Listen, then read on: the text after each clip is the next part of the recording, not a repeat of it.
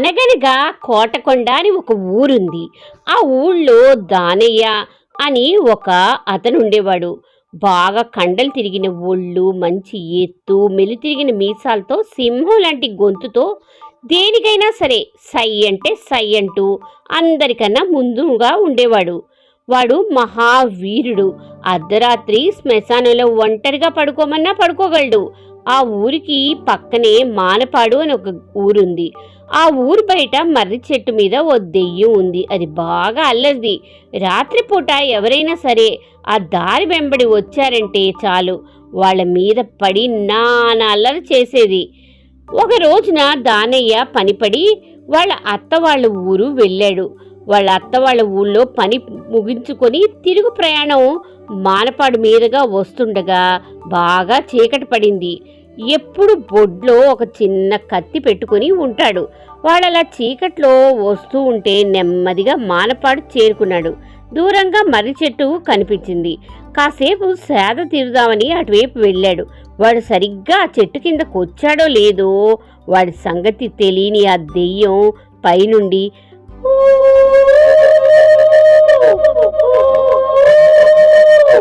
అని అరుస్తూ ఎగిరి వారి మీదకి దుంకింది. లటక్కున దాని జుట్టు పట్టుకుని గిరగిరా తిప్పి నేలకేసి కొట్టి బొడ్లో ఉన్న కత్తి తీసి పరపరాని దాని జుట్టు కోసేశాడు. ఆ జుట్టు అంటే ఆ దెయ్యానికి చాలా ఇష్టం.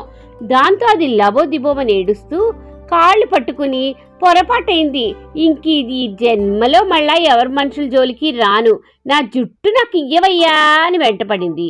వాడు ఆ జుట్టుని బొడ్లో దోపుకొని నా వెంటే వచ్చి నేను చెప్పిన పనులన్నీ చెయ్యి అప్పుడు ఇస్తానన్నాడు. ఆ కోటకొండ దానయ్య ఊరు బయట పెద్ద పొలం ఉంది. అది బీడు భూమి.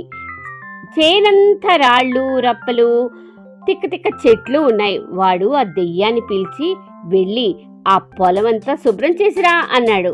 వాడు అలా చెప్పడం ఆలస్యం ఉరుక్కుంటూ పోయి అంతా శుభ్రం చేసి వచ్చి నువ్వు చెప్పిన పని చేశాను, నా వెంట్రుకలు ఇవ్వయ్యా అని అడిగింది. దానికి వాడు నవ్వుకుని చేను బాగు చేస్తే అయిపోతుందా, నీళ్లు పోయొద్దేంటి, పోపో వెళ్ళు పెద్ద బావి తవ్విరాపో అన్నాడు. వాడు అలా చెప్పడం ఆలస్యం 7 రాత్రులు 7 పగలు కష్టపడి ఓ పెద్ద బావి తవ్వి నీళ్లు పడగానే ఉరుక్కుంటూ వచ్చి నువ్వు చెప్పినట్లే చేశాను, బావి కూడా తవ్వేశాను, నా వెంట్రుకలు నాకు ఇచ్చేయి అంది. మళ్ళీ వాడు నవ్వుతూ చేలంతా బాగు చేసి నువ్వు పొలం ఎవడు దున్నుతాడు, వాడలా అనడం ఆలస్యం దెయ్యం ఉరుక్కుంటూ వెళ్ళి నాగలి ఎద్దులు కట్టి పాపం పొలమంతా దున్నింది. వాడు చెప్పినట్లే చేసి చక్కగా దున్నేశాను, ఇప్పుడైనా నా వెంట్రుకలు నాకు ఇచ్చేయ్యా అని అడిగింది. దానికి వాడికి నవ్వుతూ చేను బాగు చేసి బావి తవ్వి దున్నితే అయిపోతుందా, పొలంలో నాట్లెవరేస్తారు, వెళ్ళు నాట్లేయు అన్నాడు.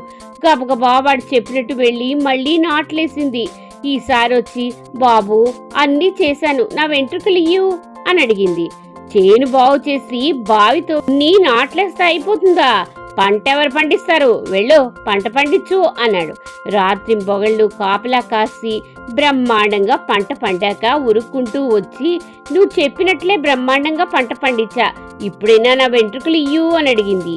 చేను బాగు చేసి బావి తవ్వి దున్ని నాట్లేసి పంట పండిస్తే అయిపోతుందా, కోసి కుప్ప చేసి ఇంటికి తీసుకెళ్ళు అన్నాడు.